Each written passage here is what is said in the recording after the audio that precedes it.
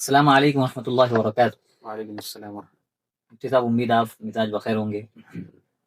میں بہت ہی مشکور و ممنون ہوں اور بہت بہت خوش آمدید کرتا ہوں آپ کا، اپنا قیمتی وقت ہمیں دیا ہے۔ مفتی صاحب، میرے ذہن میں بہت سارے سوالات ہیں، اور ابھی اس دور میں سوسائٹی میں بہت سارے نئے نئے سوالات پیدا ہو رہے ہیں۔ تو میں آپ سے اس دور میں ایک اہم مسئلہ، جو کہ اگر آگے بڑھ کر یہ کہا جائے کہ وہ اس کو مسئلہ بنا دیا گیا ہے کہ انسانی آبادی میں انسانی آبادی بے تحاشا اس کے اندر بڑھ رہی ہے، اضافہ کر رہی ہے، اور ان کی ضروریات کی تکمیل کے وسائل بھی بہت محدود ہے، بہت کم ہے، تو جسے کہ فیملی پلاننگ کہا جاتا ہے کہ ہم دو ہمارے دو۔ تو مفتی صاحب، یہ تصور بہت عام ہو رہا ہے، تو صاحب میں چاہتا ہوں کہ آپ اسلامی نقطۂ نظر سے اس پر روشنی ڈالیے۔ ماشاء اللہ، بہت ہی اہم سوال ہے آپ کا، اور آپ نے جس ٹاپک کا انتخاب کیا ہے، جس ٹاپک کو چنا ہے، بہت ہی اہم ہے آج کے دور میں۔ دیکھیے، اس سلسلے میں اسلام کا تصور یہ ہے کہ اللہ تبارک و تعالی رزاق ہے، اور قرآن کریم میں بھی اللہ تبارک و تعالی ارشاد فرماتے ہیں، هو الرزاق ذو القوۃ المتین، کہ اللہ تبارک و تعالی رزق بھی دیتے ہیں اور وہی پیدا بھی کرتے ہیں۔ اور جس طرح انسانی آبادی بڑھتی چلی جاتی ہے، اسی لحاظ سے رزق کے وسائل میں بھی اضافہ ہوتے چلے جاتا ہے، اسے ذرائع میں بھی اضافہ ہوتے چلے جاتا ہے۔ ہم انسانوں کو بھی دیکھیں کہ اگر کسی کارخانے میں ملازمین بڑھاتے ہیں، اگر افراد بڑھاتے ہیں کسی کارخانے میں، تو اسی لحاظ سے اس کے لیے ذرائع بھی، اس کے لیے وسائل بھی فراہم کرتے ہیں۔ تو جب انسانوں نے اس چیز کا لحاظ کر رکھا ہے کہ تعداد بڑھ رہی ہے، تو اسی لحاظ سے اس کے لیے وسائل فراہم کر رہے ہیں، تو کیا خالق کائنات جو دونوں جہان کا پالنہار ہے، جو ہر جاندار کو رزق پہنچانے والا ہے، تو کیا وہ اس چیز کا لحاظ نہیں رکھے گا؟ اور قرآن کریم میں اللہ تبارک و تعالیٰ خود ارشاد فرماتے ہیں، وَمَا مِن دَابَّةٍ فِي الْأَرْضِ إِلَّا عَلَى اللَّهِ رِزْقُهَا۔ تو اس لیے اسلام کا تصور یہ ہے کہ یہ خاندانی منصوبہ بندی کرنا، یعنی فیملی پلاننگ کرنا باضابطہ، یہ شریعت کے روح سے اسلام اس کی اجازت نہیں دیتا ہے، اور یہ سماج کے لیے بھی نقصان دہ ہے اور شریعت کے روح سے بھی نقصان دہ ہے، کیونکہ اس سے افراد کی کمی ہوتی ہے، اور جن کی محنتوں سے، یعنی جن نوجوانوں کی محنتوں سے ملک ترقی کرتا ہے، ان کے ایک بڑے پیمانے پر کمی ہوتی چلی جائے گی۔ اور یہ کوئی فرضی بات نہیں ہے، بلکہ آج مغرب کا تجربہ ہمارے سامنے ہے۔ یورپ میں، فرانس میں، جتنے بھی یورپی ممالک ہیں، ان تمام میں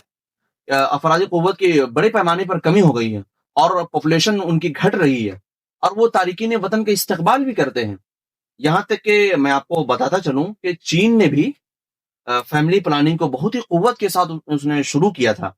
لیکن آج یہ تمام ممالک اس سے توبہ کر چکی ہے۔ کس ممالک سے صاحب؟ جیسے کہ یورپ ہو گئے، فرانس ہو گیا، چین ہو گیا، تمام ممالک اس سے توبہ کر چکی ہے، اور آنے والی نسل کو، نوجوانوں کی حوصلہ افزائی کر رہے ہیں کہ وہ زیادہ سے زیادہ بچہ پیدا کریں، اور یہاں تک کہ وہ زیادہ بچہ پیدا کرنے والے ماؤں کو انعام دیا جا رہا ہے۔ لیکن میں آپ کو بتاتا چلوں کہ یہ اللہ کے فطری نظام سے بغاوت ہے، کیونکہ اللہ تبارک و تعالیٰ نے فیملی پلاننگ کا نظام خود رکھا ہے۔ اب دیکھیں کہ کسی کے یہاں ایک بچے پیدا ہوتے ہیں، کسی کے یہاں دو جڑوا بچہ پیدا ہوتے ہیں، کسی کے یہاں دو جڑوا بچہ پیدا ہوئے ہوتے ہیں۔ اگر اللہ تبارک و تعالیٰ کا فیملی پلاننگ کا نظام نہ ہوتا، تو ایک شادی شدہ زندگی میں تقریباً میاں بیوی 30 سال ایسی حالت میں گزارتے ہیں کہ اس میں وہ ماں باپ بننے کی صلاحیت میں ہوتے ہیں۔ اگر فیملی پلاننگ کا نظام نہ ہوتا تو ہر مرد عورت کے یہاں 30 بچہ پیدا ہوتے ہیں، لیکن شاذ و نادر ہی ایسا پایا جاتا ہے، آپ نے بھی دیکھا ہوگا، بہت کم ہی ایسا پایا جاتا ہے کہ کسی کے یہاں 10 بچے پیدا ہوں۔ اگر خدا نہ خواستہ اگر کسی کے یہاں 30 بچے پیدا ہو بھی جائیں، تو ایک تماشا بن کر رہ جائے گا، لوگ تماشا دیکھنے کے لیے آئیں گے کہ چلو 30 بچے پیدا ہوئے ہیں، چلو دیکھنے کے لیے چلتے ہیں، 7 عجوبے سے 8واں عجوبہ۔ جی بالکل۔ تو اس لیے فیملی پلاننگ کرنا اور خاندانی منصوبہ بندی کرنا، جس کو ہم اردو میں کہتے ہیں، تو یہ اسلام کے لیے بھی نقصان دہ ہے اور سماج کے لیے بھی نقصان دہ ہے، اسے اسلام اس کی اجازت نہیں دیتی ہے۔ جی ماشاء اللہ صاحب، بہت ہی اچھے انداز میں آپ نے اسلامی تصور کو پیش کیا ہے، ہم بہت ہی آپ کے مشکور ہیں۔ لیکن مفتی صاحب، اگر آپ اجازت دیں تو مزید ہم آپ سے سوال کریں۔ جی بالکل۔ تو صرف جو صورت آپ نے بیان کی اسلامی نقطۂ نظر سے، کہ اس کی جو شکلیں، بعض مختلف شکلیں ہوتی ہے، اور وہ مختلف ہیں، اور ہو سکتا ہے کہ ان کے حکمی شرعی بھی الگ الگ ہو، ہے نا، احکام بھی الگ الگ ہو، اس لیے میں چاہتا ہوں کہ ان میں سے مختلف صورتوں کے بارے میں الگ الگ آپ سے دریافت کروں، جی آپ کی بالکل۔ اجازت ہو تو؟ جی بالکل۔ تو پہلی صورت جو زیادہ کامن ہے سوسائٹی میں، اور لوگوں کے لیے بڑے آسان بھی ہے، کہ وہ ایسے غلاف کا استعمال کرتے ہیں جو مرد کے مادہ منویہ کو، یعنی اسپم کو، عورت کے رحم تک نہ پہنچے اس کا استعمال کرتے ہیں، تو آپ اس میں اسلامی نقطۂ نظر کیا اس کو ذرا آپ اس پر روشنی ڈالیں۔ جی بہت اچھا سوال۔ دیکھیے آپ نے جس چیز کے متعلق آپ نے سوال کیا ہے، جو آج کے دور میں جس کو پروٹیکشن کہا جاتا ہے، اور عربوں میں یہ چیز رائج تھی جس کو عزل کہا جاتا تھا۔ عزل اس کو بولتے ہیں۔ کیا آپ وہ عزل کے مطلب اس کو ایکسپلین کریں جی گے؟ جی بالکل، میں آپ کو عزل کا مطلب سمجھاتا چلوں۔ عزل اس کو کہتے ہیں، یعنی میاں بیوی اپنے جنسی رابطے کے وقت، اپنے میل و ملاپ کے وقت مادہ منویہ کو جو عورت کے رحم میں گراتے تھے، تو اس مادہ منویہ کو عورت کے رحم میں نہ گرا کر اس کو باہر ڈسچارج کرتے تھے، اور اس کو حضور صلی اللہ علیہ وسلم نے حرام تو قرار نہیں دیا، لیکن اسی وجہ سے بعض علماء نے، بعض فقہاء نے اس کی اجازت بھی دی ہے۔ اور میں آپ کو بتاتا چلوں، حضرت جابر رضی اللہ عنہ کے حدیث بھی ہے کہ کننا نعزل علی عہد رسول اللہ صلی اللہ علیہ وسلم فبلغ ذلك نبی اللہ فلم ینہانا، کہ ہم حضور صلی اللہ علیہ وسلم کے زمانے میں عزل کیا کرتے تھے، اور جب یہ خبر حضور تک پہنچی تو آپ صلی اللہ علیہ وسلم نے اس سے منع نہیں فرمایا۔ اور اس زمانے میں خاص طور پر یہ عمل باندیوں کے ساتھ کیا جاتا تھا،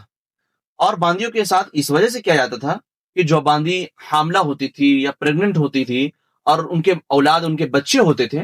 تو ان کو آگے فروخت کرنا، ان کو آگے بیچنا مشکل ہو جاتا تھا۔ اس وجہ سے وہ لوگ باندیوں کے ساتھ یہ عمل کرتے تھے، اور جو باندی حاملہ نہیں ہوتی تھی، جو باندی پریگننٹ نہیں ہوتی تھی، جن کے اولاد نہیں ہوتے تھے، تو اس کو آگے فروخت کرنا، اس کو آگے بیچنا آسان ہو جاتا تھا۔ اس وجہ سے وہ باندیوں کے ساتھ یہ عمل کیا کرتے تھے۔ بالخصوص لیکن حضور صلی اللہ علیہ وسلم نے اس حالت میں بھی حضور صحابہ کرام کو فرمایا کہ یہ شکل بھی کراہیت سے خالی نہیں ہے، لیکن اللہ کے نبی صلی اللہ علیہ وسلم نے فرمایا کہ تم جو کچھ بھی کر لو، اللہ کو جو منظور ہوگا وہ تو ہو کر رہے گا۔ اور بالخصوص جب کوئی انسان اس نیت سے اس کو کرے کہ زیادہ بچے پیدا نہ ہوں، اور زیادہ بچے پیدا ہوں گے تو ان کا تعلیم کا انتظام، ایجوکیشن کا انتظام، رہنے سہنے کا انتظام، کھانے پینے کا انتظام کہاں سے ہوگا؟ تو اگر اس نیت سے کرے تو اس وقت اس کی کراہیت اور بڑھ جاتی ہے، اور ایک طرح سے دیکھا جائے کہ یہ اللہ کی قدرت پر ایک طرح سے بے اعتمادی ہونا ہے اور بے بھروسہ ہونا ہے۔ کیوں؟ اللہ تبارک و تعالیٰ نے خود فیملی پلاننگ کا نظام رکھا ہے، تو اس میں انسان کا دخل دینا تو یہ صحیح نہیں ہے۔ اور میں ایک بات آپ کو بتاتا چلوں کہ اگر انسان کسی جائز ضرورت کی بنا پر کرے، جیسے کہ میڈیکل کا ضرورت ہے، جیسے کہ ڈاکٹروں نے یہ کہا ہو کہ ابھی قریب میں اس کے اندر، یعنی عورت کے اندر حمل ہونے کی صلاحیت نہیں ہے، پریگننٹ ہونے کی صلاحیت نہیں ہے، جسمانی اعتبار سے یا صحت کے اعتبار سے، یعنی اس کے صحت کے اندر اتنی طاقت نہیں ہے کہ وہ حمل کو برداشت کر سکے، تو فقہاء کرام نے یہاں پہ اجازت دی ہے کہ وہ ایسے چیز کا استعمال کرے، ایسے تدابیر اختیار کرے جس کے ذریعے وہ حاملہ نہ ہو سکے۔ لیکن جب تک ڈاکٹروں نے منع کیا تب تک ہی اس کی اجازت ہوگی، اس کے بعد اجازت نہیں ہوگی۔ اور صرف خاندانی منصوبہ بندی کی وجہ سے، یا بچے زیادہ پیدا ہوں گے، زیادہ بچہ پیدا ہوں گے، ان کا رہنے سہنے کا انتظام کہاں سے ہوگا، صرف اس نیت سے کرنا تو یہ ایک مکروہ اور ناپسندیدہ عمل ہوگا۔ جزاک اللہ خیر مجھ سے، بہت ہم آپ کے مشکور ممنون ہیں۔ لیکن جیسے کہ مجھ سے ہم نے آپ سے پہلے اجازت لے لیے تھے کہ کئی مراحل میں ہم آپ سے سوال کریں گے اسٹیپ بائی اسٹیپ،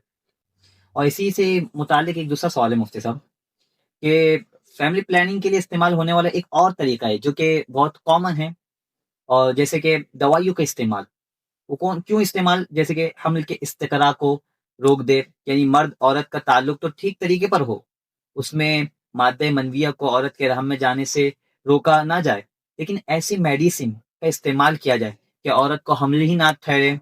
تو کیا اس کا استعمال درست ہوگا یا نہ ہوگا؟ تو اسلامی نقطۂ نظر کیا اس سلسلے میں؟ بہت اچھا، بہت بہترین آپ نے سوال کیا ہے کہ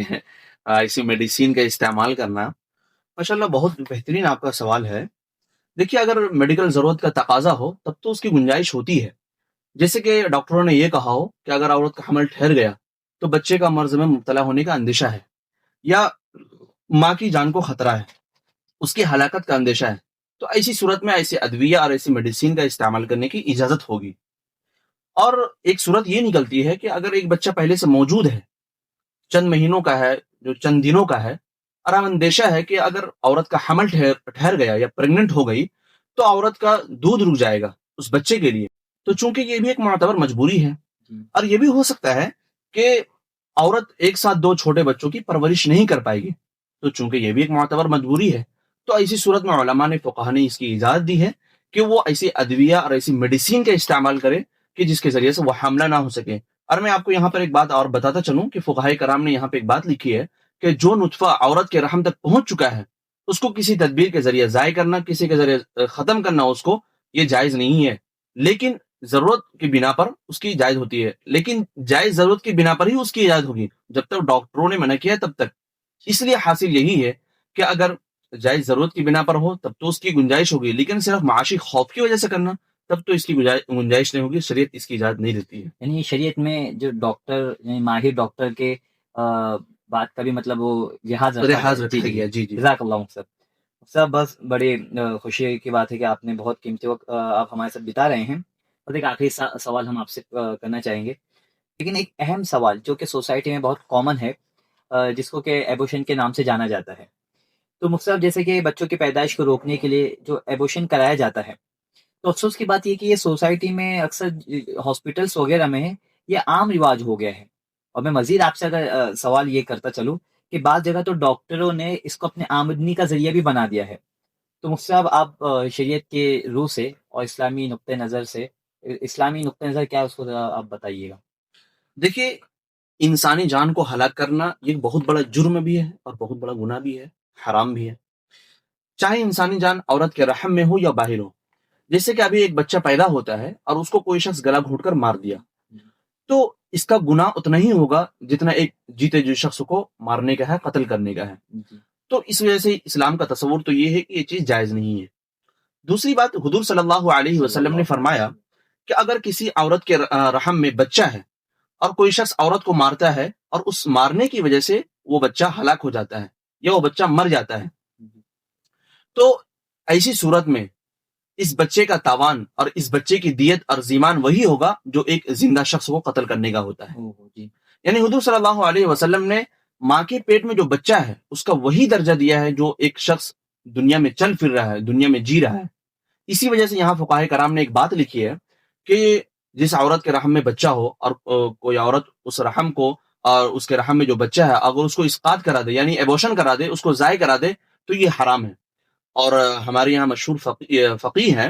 علامہ شامی رحمۃ اللہ علیہ، انہوں نے لکھا ہے وَلَا يَخْفَى أَنَّهَا تَاثِمُ إِثْمَ الْقَتْلِ لَوِ اسْتَبَانَ خَلْقُهُ وَمَاتَ بِفِعْلِهَا، کہ اگر کوئی عورت ایسی تدابیر اختیار کرتی ہے جس کے ذریعہ حمل گر جاتا ہے، حمل ضائع ہو جاتا ہے، ایبوشن کرا لیتی ہے اور وہ بچہ ہلاک ہو جاتا ہے، تو اس عورت کا اتنا ہی گناہ ہوگا جتنا ایک زندہ شخص کو قتل کرنے کا ہوتا ہے، اس لیے ایبوشن حرام ہے۔ اور آگے آپ نے جو دوسرا سوال کیا ہے کہ اگر کوئی جائز ضرورت، اگر کسی ضرورت کے بنا پر ہو، تو دیکھیے اگر میڈیکل ضرورت کا تقاضا ہے ایبوشن کا، جیسے کہ عورت کا حمل تو ٹھہر گیا لیکن جو بچہ اندر پل رہا ہے اس کے اندر کوئی ایسا نقص ہے جو ناقابل علاج ہے، اس کا علاج نہیں ہے، جیسے کہ اس کا دل نہیں ہے، اس کا دماغ نہیں ہے، یا اس کی آنکھیں نہیں ہیں، اور یا غالب گمان کے درجے میں ہے کہ اگر عورت کا حمل ٹھہر گیا تو ماں کی جان کو خطرہ ہے، اگر